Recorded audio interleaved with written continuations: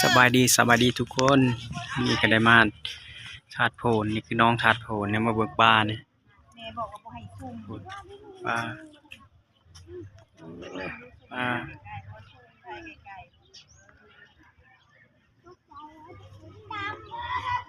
ขอแป๊บนึงโอ้ป้าเป็ดลงไปนี่กราบเลยแล้วมันฉวบจะบุมีฮอตเป็ดแล้วโอ้ตาพญานาคใหญ่พุดโป้ขึ้นมาเห็นเธอขึ้นมาเด้อโป้หนวดเป็นหนวดนั่นเหรอตัวเขาแยกบนปล่อยปลาหน่อยปลาใหญ่หลังพระธาตุโพนนี่คือน้องพระธาตุโพนคนมาเที่ยวมากราบไหว้นี่ร้ายขนาดมื้อนี้เป็นมื้อวันผักวันชินเนี่ยร้ายเลยมื้อนี้มาเบิ่งปลาเนี่ยมีตัวปลาฟ้าเลยเนาะปลาฟ้าเลยเห็นดินี่ให้ดูปลาฟ้าตัวเอามือหล่อพอมือหล่อมันวะจุ่มกับปับเลยเขาวะเล่นไม่ดูเห็นบอกปราบลงเบิ่งหนวดมันเนี่ยมันล่อถ่าอยู่มันแนบมันเห็นแน่เขาเนี่ยมันเห็นนี่มันแนบขึ้นมาเลย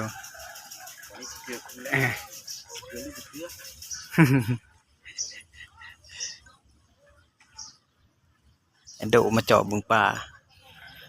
คนว่าพญานาคคนว่าทาเบิ่งน้ำเพิ่นนั่นแหละเห็นตาหางปุ๊บ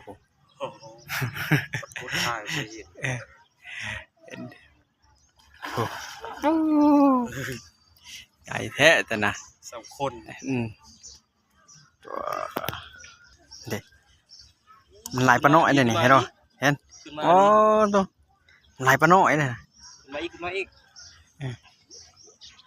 มาดูโชว์ให้เบิ่งดูตัวใหญ่ไซส์ตัวใหญ่เบิ่งโอ้ตัวขึ้นพร้อมกันเลยนี่นะคือโหเห็นแต่หนวดเพื่อน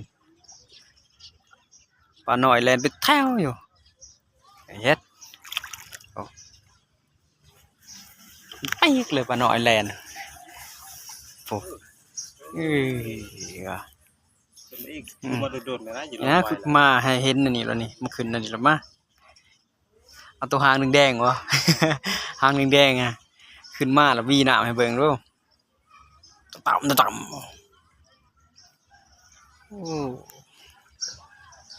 บรรยากาศก็บ่แดดบ่ร้อนบ่ได้พอดีคักบรรยากาศครึมๆนี่เนาะ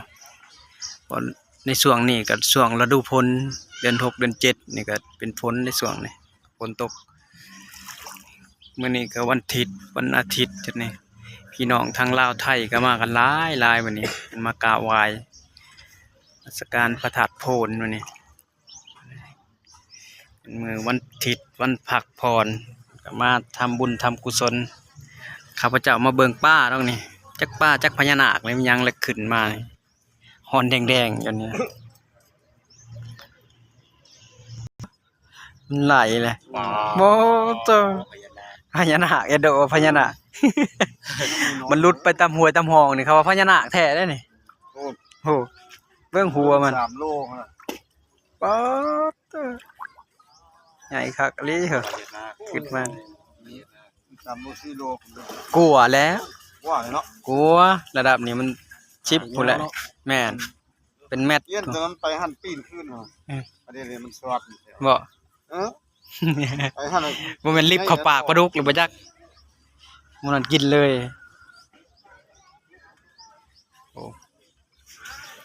น้อยเขายังนะเบิ่งโหอยู่ได้ก็คือพวกที่แลนไว้ที่สุดลอยน้ำเก่งนี่แหละปลากันนะ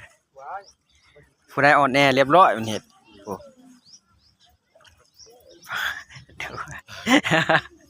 ลองเอามือปอลงดูดูสวบเลยกลับเลยจ้านี่เบิ่งหนวดแล้วนี่หนวดนี่อย่ามันปักคือปลาดุกหน้านี่ห่วยปักของพวกเขาเลยใหญ่ป่ะ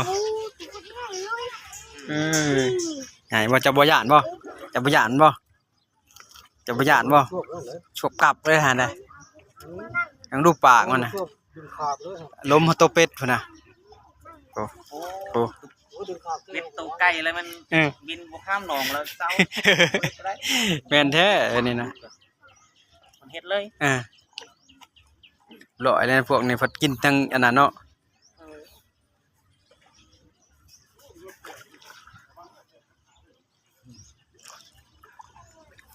มีแข่วะโอ้ยมีแข่นี่มันก็ไปแล้วยามกลางคืน มันมีกันแล้ว